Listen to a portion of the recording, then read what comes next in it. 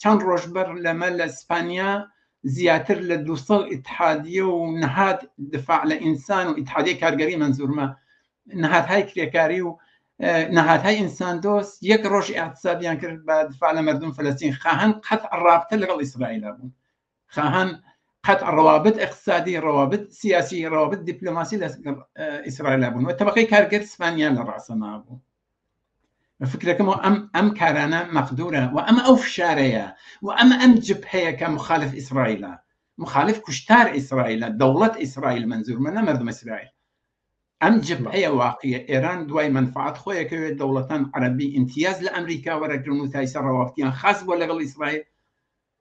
و ئەمریکا و غەربیش چۆن وەک هاتنەمەیانیان لە شەڕ خەلیجە خوێناوی بوو ئیمڕۆژ کەس ئەمریکا و میلیتاریزم غەربیش کە دەورەی ئەخیر تەسعیف بووە بەتەر واقعیەکەی خوێناویتر لە دەورەی هاتنەمەیانیان دوای بلوک شەڕ خەریکە دەست پێکە و ئەمەیەکێ لە نمونەکانیەتی و پێش لەمەش اتفاقاتی گەورەی وا و کوشتار وەسیع بۆ وەسیلەی ناتۆ و ئەمریکا و هاوپەیمانەکانی کردیا لە منطقە